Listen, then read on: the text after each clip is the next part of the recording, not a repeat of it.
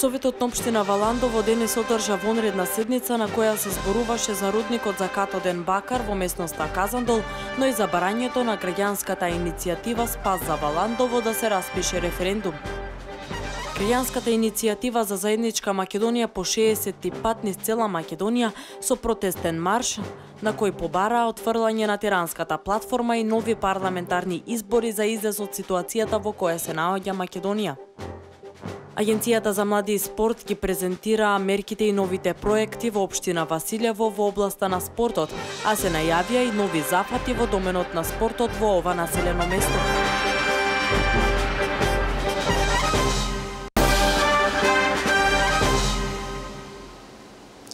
Второ издание на Дневникот на телеканал А1. Добар ден, почитувани.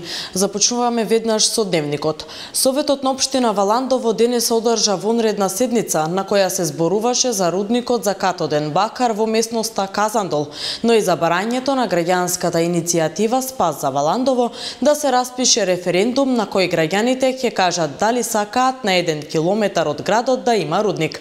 Екипата на телеканал А1 ја следеше и ја пренесуваше целата седница, а директно од Валандово ја вклучуваме колешката Родне, која ќе ни каже како се одвиваше и што се изгласа.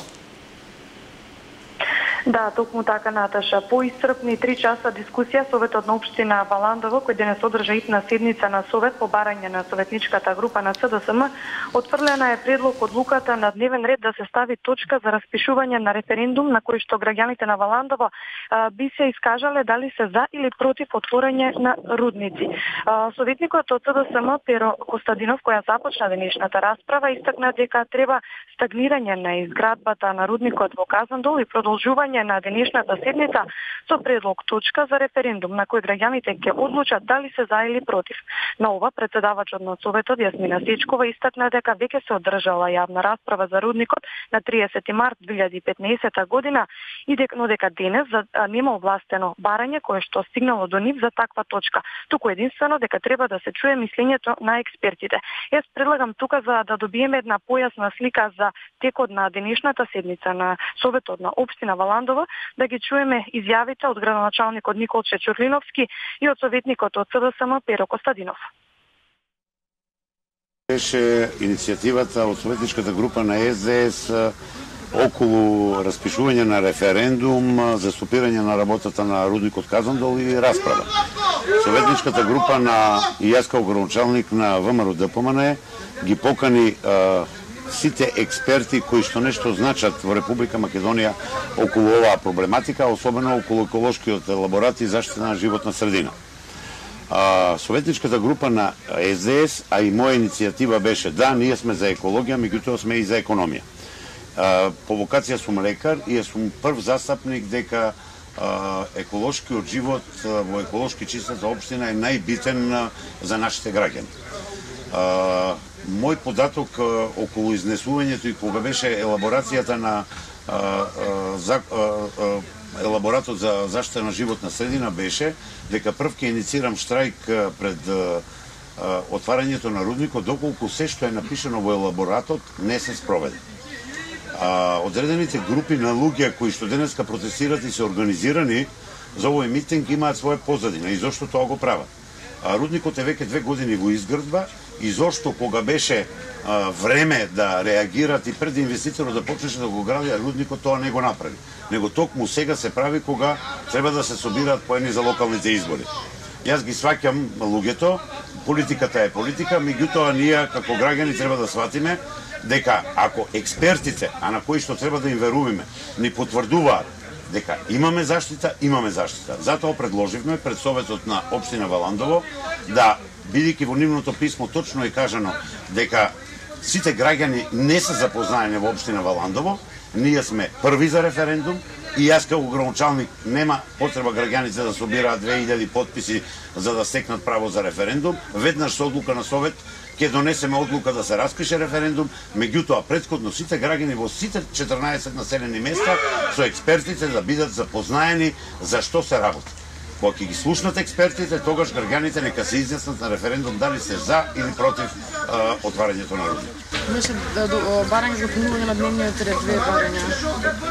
Двете барања беа, едното беше веднаш да се распише референдум, меѓутоа советничката група на ВМРО-ДПМН тоа не го прифати, бидејќи наш став беше да предходно на граѓаните се запознат во сите населени места со релевантните институции и да покажат и да им постават прашање на тие собири на граѓаните кои општината ќе ги организира. Ако граѓаните успеат да се убедат или не убедат, своето право на глас ќе го имаат кога ќе биде референдумот. Значи, денес граѓаните на општина Валандова се надеваме на поголем дел од македонската јавност има можност да бидат запознаени со циркусот кој што се случуваше во советот на општина Валандова по однос на барањето на граѓанските иницијативи кои што нашата советничка група го поддржа во целост. Значи, по однос на дневниот ред и по однос на нашето барање, граѓаните беа исклучени од можноста да присуствуваат на седницата, а на седницата ни беа најавени само присуство од страна на инвеститорот и од страна на компетентните експерти. До овој момент јас се уште не знам кои се тие, бидејќи се уште не се имаат појавено пред нас, поради тоа што дискутиравме по однос на дневниот ред и по однос на нашето барање, кое што не беше испочитувано воопшто, а тоа беше да се стави прашањето за одлуката за донесување на референдум за родниците на територијата на општина Валандова и граѓаните на најдиректен начин да можат да го кажат својот став во однос по тоа чувствително прашање кое што ги тангира баш буквално сите и целата наша животна средина.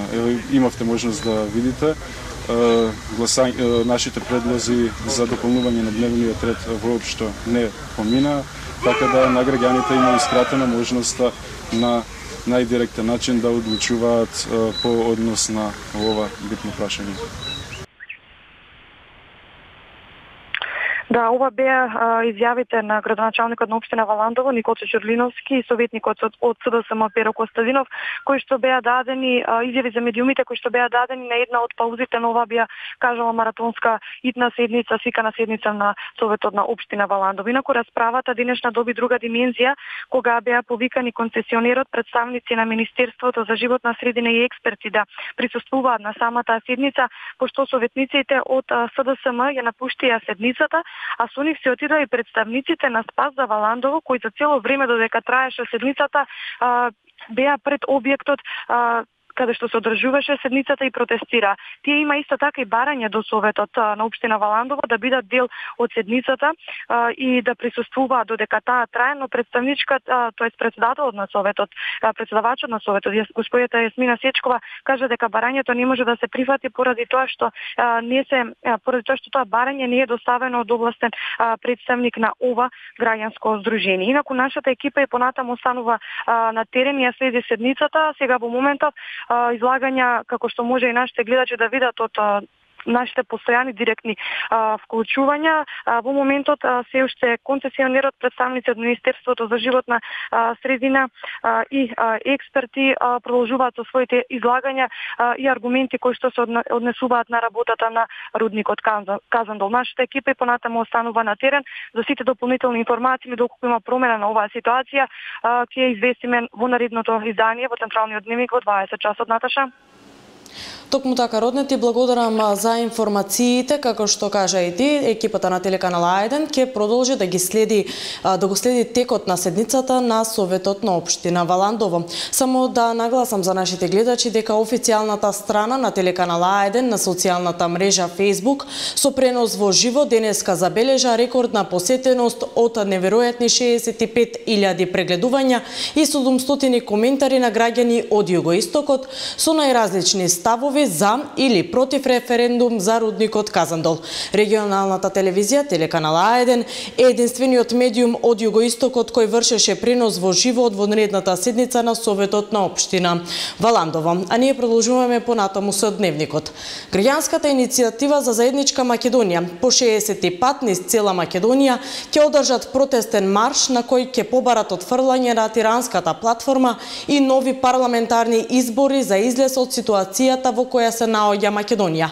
И на југоистокот по 60 пат граѓаните масовно ќе излезат и ќе ја покажат својата одлучност за предвремени избори. Сестри и македонци, вечерва сме сусурли и тапани тука сме со македонци и со родолюбив народ кои си ја сака својата татковина, македонци. Не е срамно да си ја сакаме својата Македонија, туку е чест и одговорност каде и секоја генерација има таа чест, но пред се и одговорност да ја брани и зачува ова наша топла, мирна, со многу љубов мајка Македонија. Народот, кога виде дека лидерите не можат да го најдат соодветното решение, ги презема работите во своји раце и се роди иницијативата за заедничка Македонија, кој на многу културен и цивилизиран начин направи едно спотување на грганите. Увидовме дека во Македонија има многу лојални граѓани, но има за жал и предавници. И тоа предавник од типот на Зоран Заев.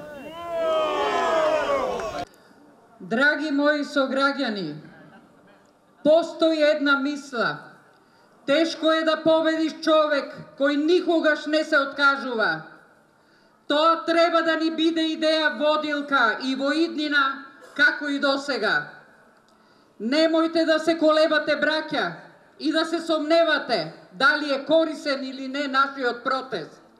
После скоро 2 месеца секојдневно излегување, протестирање и борба, нормално да дојде и до некој замор и сомневање дали сето ова има смисла. Но соберете ги сите сили и направете го и невозможното возможно.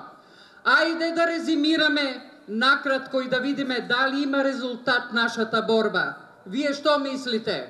Дали ако не бевме ние на улиците досега, джелатите на Македонија, ОДЕУ, ЦИА, Сорос, со помош на домашните контрактори и слуги, немаше досега да ја направат својата квислишка влада и да почнат да гласаат закони за остварување на сите точки од тиранската платформа. Добра вечер, Македонијо! Ова вечер немам намера да застанам со зборот со граѓани.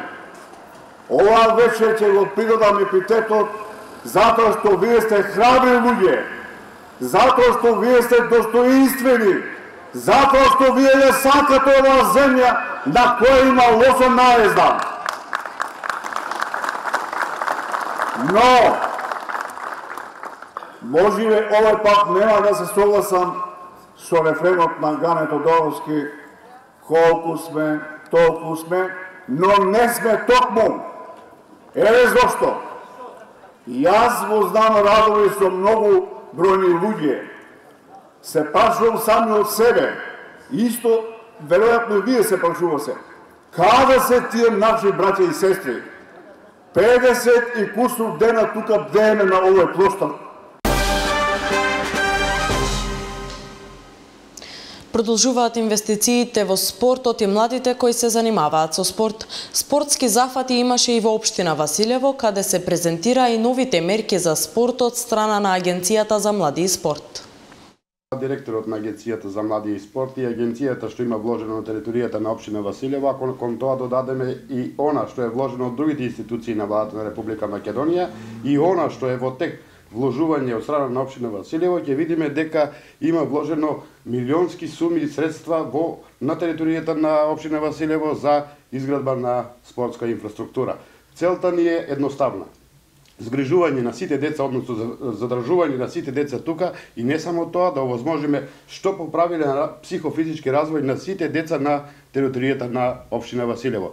Дискутираме и да ги презентирам новите мерки по делот на измените на Законот за спортот и Законот за данокот на добивка, со кој што се овозможува на компаниите кои што ќе вложат во спортот да имаат соодветно даночно олеснување.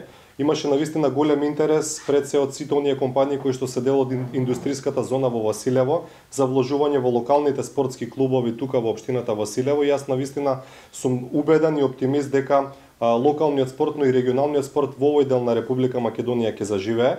станува збор за навистина едно ново законско решение кое што е многу достапно и кое што значи голем бенефит за сите приватни компании кои што ќе сакаат да вложат во спортот, во делот на поддршка, финансиска поддршка на индивидуалните спортисти и на спортските клубови, имено за сите оние приватни компании кои што сакаат да вложат во Македонскиот олимписки комитет, во спортските федерации, има навистина високи големи даночни ослободувања од данокот на добивка. Конкретно, даночното олеснување доколку се вложи во Национална спортска федерација 40%, доколку се вложи во фудбалски клуб даночното олеснување 50%, за кошарката и ракометот е 40% и за сите оние спортови каде што има организиран систем на надпревари, даночното олеснување е во висина од 35% од пресметаниот износ на данокот на добивка. Мене ме радува фактот што навистина постои голем ентузијазам кај локалните компании, но и пред се кај раководството на општина Василево и кај градоначалникот на општина Василево за подигнување на локалниот спорт на повисоко ниво преку ангажирање на локалните компании за директни вложувања и во делот на спортската инфраструктура и во делот на заживување на локалните спортски клубови. Продолжуваме со останатите настани од југоистокот, одиме во Радовиш. Средното општинско училиште Коста Сусинов од Радовиш денес го чествува својот патронен празник. По тој повод се организираа повеќе свечености со положување на свежо цвеќе на споменикот на Коста Сусинов и во 19 часот со свечена церемонија. Нашето училиште се подготвува за прославата на патронниот празник. Свечената академија ќе биде во четврток од 19 часот. Се припремаме, се вршат веќе генералните проби заедно со учениците. Морам да ги пофалам сите ученици кои што со ентузијазам несебично одаваат за да може да бидеме спремни и да покажеме колку можеме да се покажеме со сите вредности кои што ги поседуваат учениците. И еден апел до сите родители, до сите заинтересирани граѓани кои што сакаат да видат нешто поразлично од нашето секојдневие, да дојдат во просториите на нашето училиште, да ја проследат свечената академија, која ќе изобилува со богата програма. На денот на одбележувањето ќе имаме положување на свежо цвеќе на предбистата на нашиот патрон Коста Сусинов. Исто така ќе имаме одбележување на пензионирање на еден вработен кој што долги години дал допринос во работата на нашето училиште и секако е многу свечен момент за сите нас, за сите вработени и заеднички со еден коктел да може да одбележиме ова и да ја закружиме оваа свеченост. И уште една информација од Радовиш, се информираат граѓаните кои имаат штета во земјоделието од лошите временски услови да поднесат барање. Деталите ги слушаме од изјавата. По настанувањето на климатскиот неповолен услов на 22-23 се донесе одлука, Министерството донесе одлука за обештетување на земјоделците и се почна со прибирање на барање за пријавување на штети од настанатиот неповолен услов. Значи, пријавувањето започна од вчера, од среда и ќе трае до 10:05. Сите оштетени земјоделци може да дојдат во подрачна единица на пријавница и да ги поднесат своите барања. По потребни документи ќе треба да достават копија од лична карта, копија од трансакцијска сметка и копија од имотен лист или документ со кој поседуваат земјоделскиот имот. Да докажат собственост. Министерството за земјоделие направи комисија и излезе на терен и установи првична штета, која изнесува голем процент, на некои места и 100% уништување на особено на овоштарството. И во зависно од тоа кој регион е опфатен, комисијата ќе оде на терен и ќе установува процентно оштетување. Над 60 гевгелиски студенти при Факултетот за туризам и бизнис логистика ја организираа 9-та гастрономска изложба, каде го представија етно наследството од овој крај, стари предмети и артефакти, но и обичаи со кои се представуваат културните вредности на регионот Бојмија.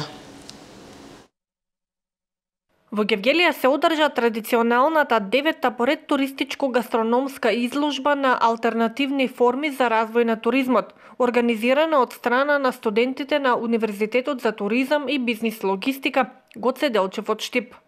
На изложбата во хотел Аполонија гевгелиските студенти го представија етно наследството од овој крај, стари предмети и артефакти, но и обичаи со кои се представуваат културните вредности на регионот Боемија. Изложбата ни представува настан кој што представува спој на теоријата и праксата, односно студентите се обидуваме да ги приближиме поблиско до практичните работи, со што се надевам дека успеаме. Впрочем, за тоа кажува и посетеноста на настанот, кој од година на година ни е се поголем.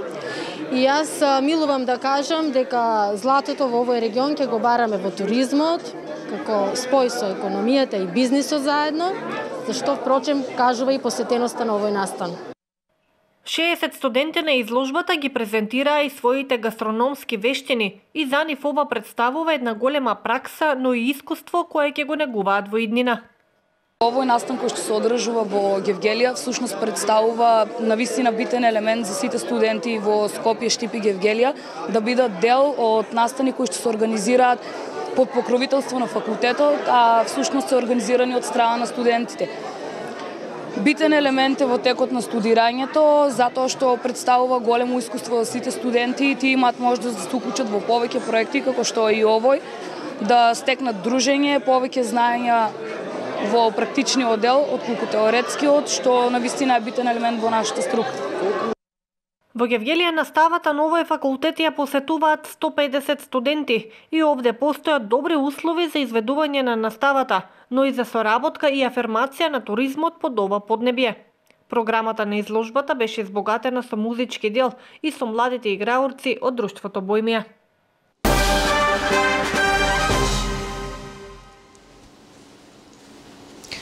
Утре се одбележува Светскиот ден за безбедност и здравје на работа, а Институтот за јавно здравје по тој повод повикува минута молк точно во 12 часот. Според податоците на Меѓународната организација на трудот, секоја година се регистрираат 270 милиони повреди на работа. Во земјите на Европската Унија на секои 3,5 минути умира по еден работник поради причини што се поврзани со работата.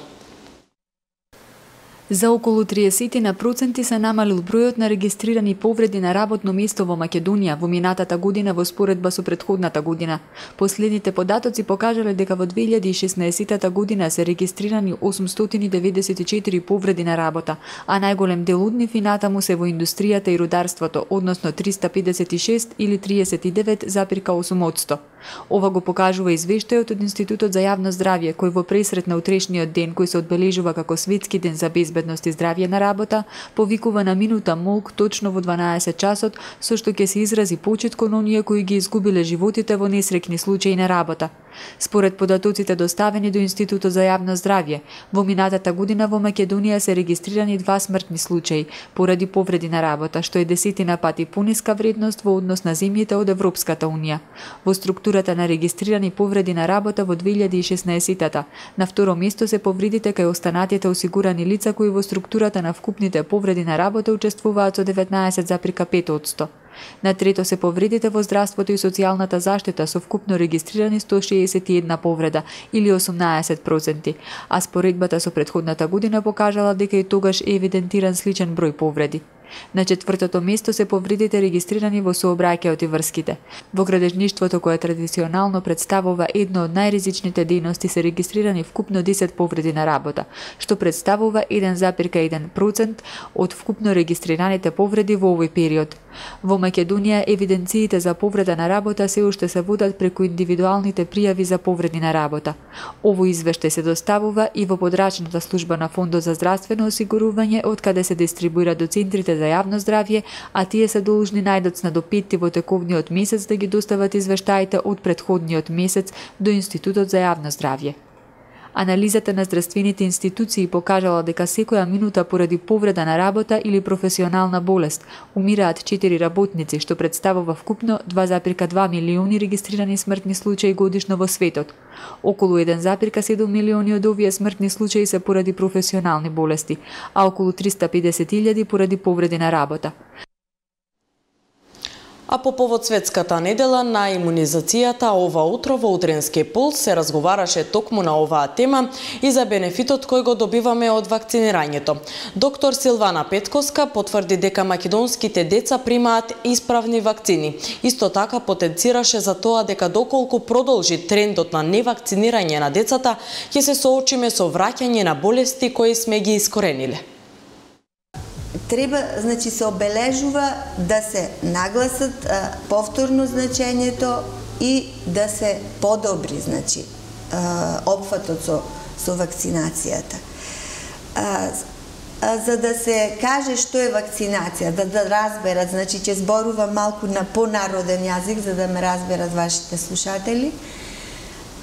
Мора да се почне од тоа да се знае што е тоа отпорност или имунитет, вака по-познато, но тоа е всушност отпорност и треба да се знае дека колку видови на отпорност има. Значи човекот уште при раѓање бебето ја наследува отпорноста од својата мајка, која што се вика пасивна отпорност, тоест пасивен имунодговор. Значи ги наследува сите антитела што мајката веќе ги има створено против одредени заразни заболувања, кои во текот на нејзиниот живот или ги преболела, или се вакцинирала против нив. Потоа детето, значи до 6-тиот месец од животот може да се справува, тоест да се бори со таа наследена пасивна имуност, но после 6-тиот месец, значи, е препуштено на сопствениот имунитет кој што се уште нормално не е развиен. Баш заради тоа, детето од самото раѓање ние почнуваме да го имунизираме, тоест да му ја зголемуваме или даваме отпорноста на еден друг начин, по вештачки пат, со вакцини, но активен. Што значи тоа? Значи ние му даваме на детето вакцина по вештачки пат, тоест со инектирање, но му инектираме антиген од она заболување против кое сакаме, нели, да му ја створиме отпорноста, но во такви мали дози или само делови од биолошкиот агент, тоест микроорганизмот, кој кај детето ќе поттикне стварање на антитела, тоест самиот активно да почне да си ствара свој имунитет. Таа е целата филозофија, значи, на вакцинацијата, тоест вакцинирањето, да се створи по вештачки пат, но активен имунитет. Значи детето само да се ствара антитела.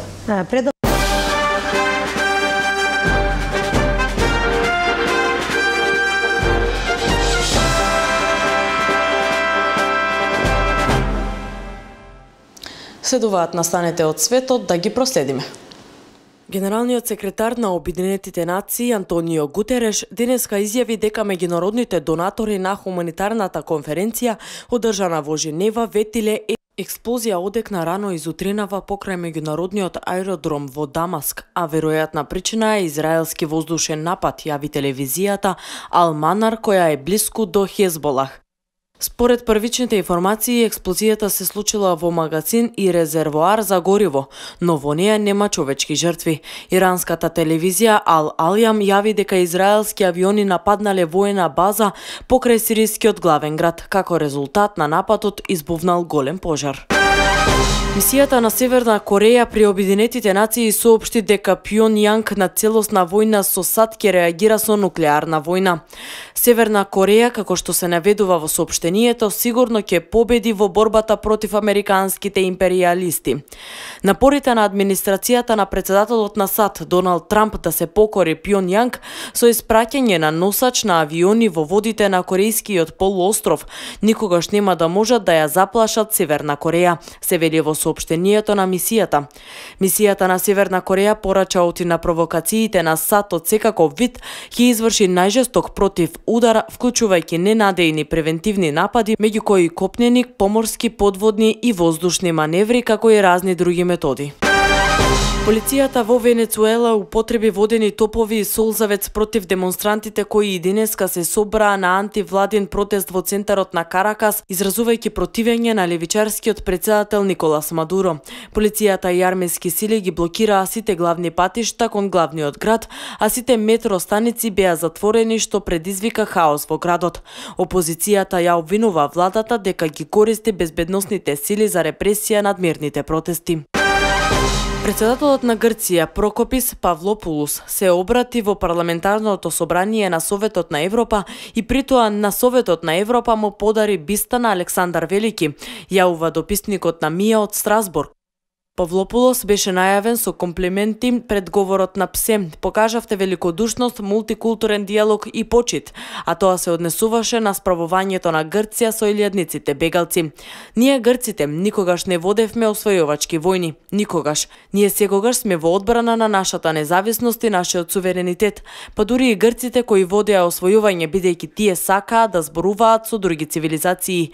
Тоа беа освојување на експанзија на нашата цивилизација и говор на цивилизацијата.